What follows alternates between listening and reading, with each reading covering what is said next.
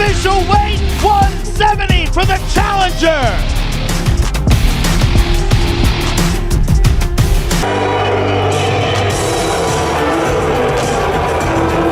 Machado Garry, official weight, 171. All right, ladies and gentlemen, I am here with the challenger, the great Islam Makhachev. Islam, you had one of the most spectacular reigns as a lightweight champion of all time. Now you are moving up to welterweight. Give us your thoughts as a fighter and what tomorrow night means to you. One day to my dream, to biggest fight in my life. I'm ready. Thank you all. See you tomorrow, inshallah.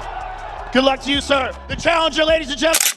There are fights where the tension begins when the cage door closes. And then there are fights where it begins long before either man ever steps inside.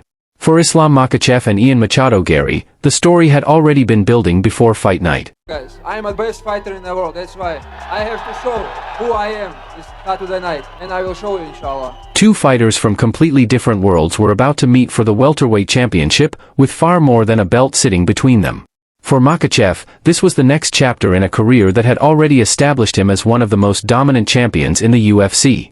After ruling the lightweight division, he was moving up in weight, chasing a new challenge and another championship. For Garry, this was the opportunity to prove that all the confidence, all the talk, and all the belief he had shown throughout his rise were more than words.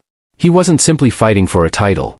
He was stepping across from a man many already considered the best fighter in the world. Folks, the tension in this arena is palpable. We are here with the top lightweight contender Islam Makhachev. 10 straight wins have put you in position to challenge for the title. Your thoughts on what fight might play out here tomorrow?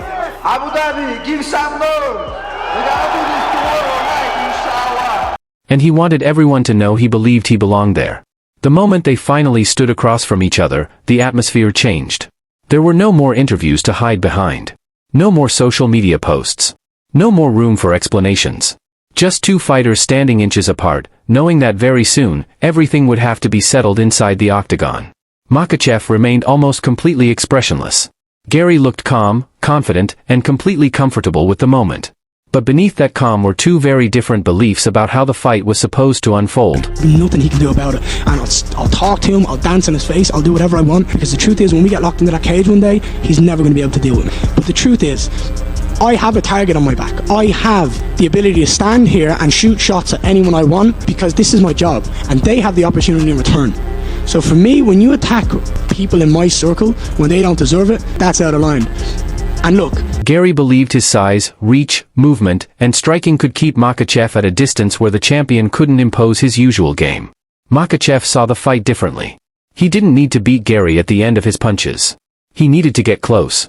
Because once the distance disappeared, the entire fight could change. That was the central question surrounding the matchup. Could Garry keep one of the UFC's most dangerous grapplers away from him for an entire fight? Or would Makhachev eventually find the entry he needed? The physical difference made the question even more interesting. Garry was naturally built for the welterweight division. Tall, long, rangy, and comfortable fighting from the outside, he could make opponents work simply to reach him. His height and reach gave him weapons that Makhachev hadn't regularly dealt with at lightweight. Garry could touch opponents from distance with straight punches and kicks, change angles, and move away before they could answer. And he was convinced that those advantages would be enough.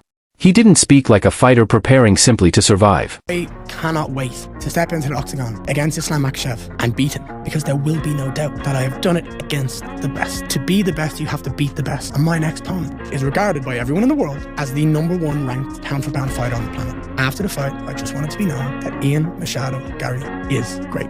Make no excuse. He spoke like someone who believed he could control the entire night. He wanted to prove that he could beat the best fighter in the world, and that defeating Makhachev would remove every remaining doubt about his own place among the elite. But confidence had never been the problem for Garry. The real question was whether that confidence would survive when Makhachev finally got his hands on him. Because Makhachev's reputation had been built around exactly that moment. For years, opponents had entered the cage believing they could fight their own fight. Then Makhachev would close the distance. A takedown would come. The space would disappear. And suddenly, an opponent who looked completely comfortable on the feet would find himself defending against a fighter who seemed to have another trap waiting behind every escape.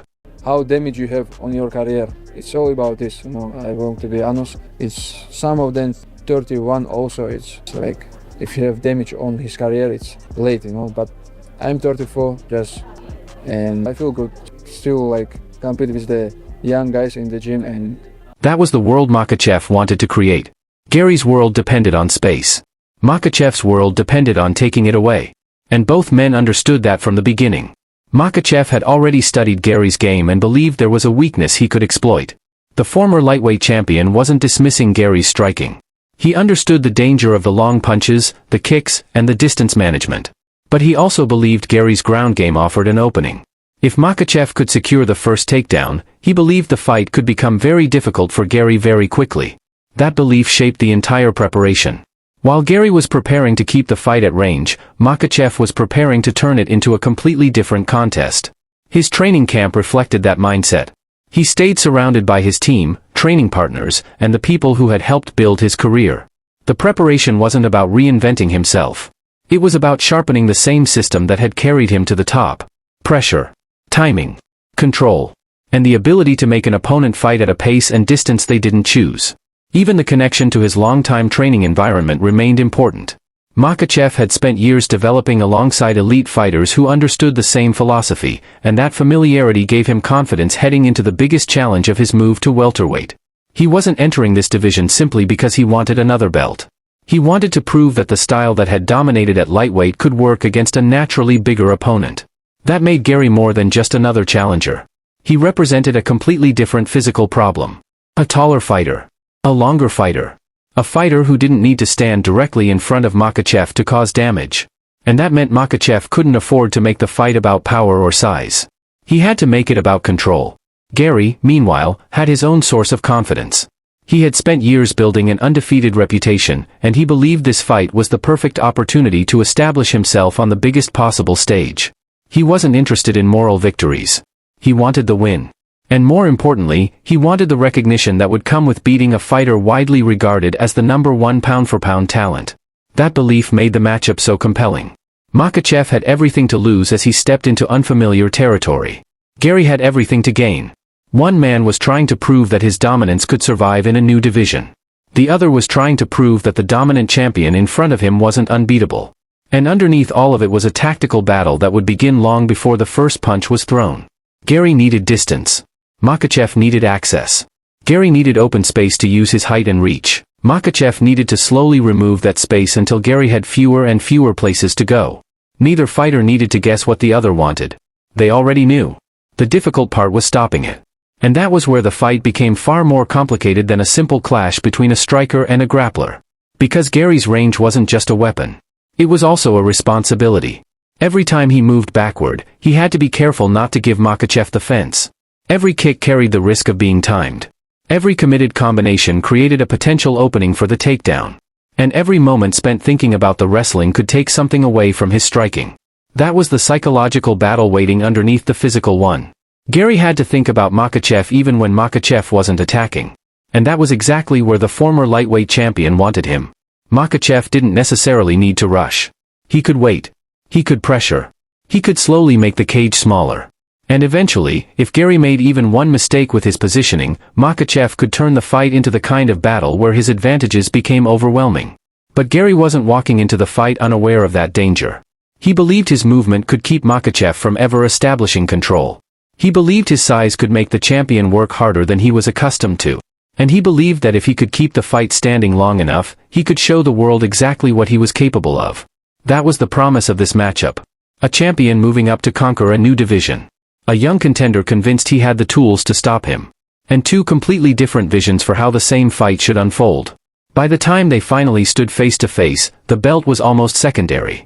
The real question had already been established. Could Ian Garry keep Islam Makhachev where he was most dangerous? Or could Makhachev slowly drag the fight into the world where Garry had nowhere left to run? The answer would begin the moment the cage door closed. Part 2, but that was only one side of the equation. For Islam, the challenge wasn't simply getting inside. It was getting inside against a fighter who had built his entire game around making that distance difficult to reach. Ian Garry didn't need to chase Islam. He needed to make Islam chase him. And that difference could shape the entire fight. Garry had the physical tools to make that strategy work. His height, reach, movement, and ability to fight from the outside gave him a completely different set of advantages from the opponents Islam had faced at lightweight. He could stay long, touch his opponent from distance, change angles, and move before the exchange became dangerous. But there was a problem. The more space Garry tried to create, the more Islam would try to remove. Islam's greatest weapon wasn't simply the takedown itself. It was the pressure that came before it. He could slowly walk an opponent toward the fence, take away escape routes, and force them to think about wrestling before the takedown even happened. And once that thought entered an opponent's mind, everything could change. A fighter who normally throws freely might hesitate. A kick that would usually be thrown without hesitation suddenly becomes a risk. A combination becomes shorter because the fighter is already thinking about what comes next. That was the hidden battle between these two men. Garry wanted freedom. Islam wanted restrictions. Garry wanted the fight to take place at the end of his punches and kicks. Islam wanted to turn the octagon into a smaller and smaller space until there was nowhere left to escape. And that made Garry's confidence particularly interesting. He wasn't walking into this fight believing that he simply had to survive Islam's wrestling. He believed he could beat him. He openly talked about the opportunity in front of him, because defeating a fighter regarded as the best in the world would mean more than another victory on an undefeated record. It would change how people viewed Ian Machado Garry. He wasn't just trying to remain undefeated. He wanted the victory to become proof. Proof that his confidence wasn't just talk. Proof that his striking could hold up against one of the most dominant fighters of his generation. And most importantly, proof that he belonged at the very top. But standing across from him was a fighter who had spent years building an entirely different kind of reputation. Islam didn't need to convince anyone anymore. His lightweight reign had already established what he could do. He had become one of the most complete fighters in the sport, capable of blending striking, timing, wrestling, and control into a style that could slowly take an opponent apart. Now, at 34, there was another question hanging over him. How much did the years of competition matter? Islam acknowledged that the mileage of a career is real. Fighters accumulate damage, training camps become harder, and the younger generation keeps arriving. But he didn't sound like someone who believed his time was running out. He still felt capable of competing with the younger fighters around him in the gym. And that confidence mattered because this wasn't simply a move up in weight. It was a completely different physical environment. Garry was naturally bigger. He had the reach advantage. He had spent years learning how to use that frame to control distance. Islam, meanwhile, was stepping into a division where his physical advantages would no longer be as obvious. That meant technique and timing would have to compensate for whatever he gave up physically. And perhaps that was what made the matchup so compelling. Garry had the size to keep Islam away. Islam had the experience to know that keeping him away for an entire fight would be another challenge altogether. Because Islam doesn't need many mistakes. One bad step. One poorly timed kick. One moment with the back too close to the fence. One exchange where Garry stays just a fraction too long. That's all it could take for the fight to change. And Garry understood that. He knew that every second spent near the cage increased the danger. If Islam could force him backward, the geometry of the fight would change. The open space would disappear. The exits would disappear. And eventually, Garry would have to choose between giving up ground or standing his ground against a fighter who desperately wanted to close the distance. That was the trap. Garry's greatest weapon could also become his greatest problem. His movement could frustrate Islam, but if he moved too much toward the fence, Islam could use that movement against him. And once Islam began connecting the striking threat with the wrestling threat, Garry could find himself fighting two battles at the same time. He would have to defend the punches. He would have to respect the kicks. But underneath all of it, he would constantly have to think about the takedown.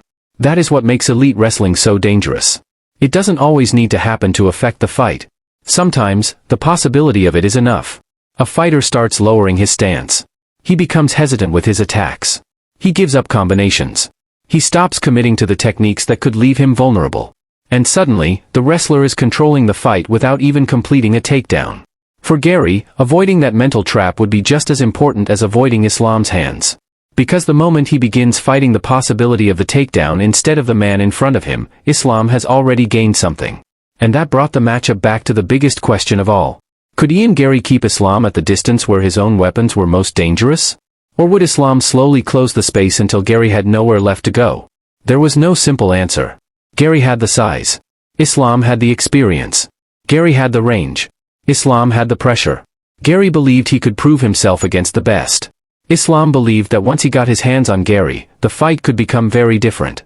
And beneath all the confidence, predictions, and face-off tension, that was the real story. Two fighters were entering the same octagon with completely different ideas of what the fight should look like. One wanted space. The other wanted to take it away. And when the cage door finally closed, only one of those visions could survive.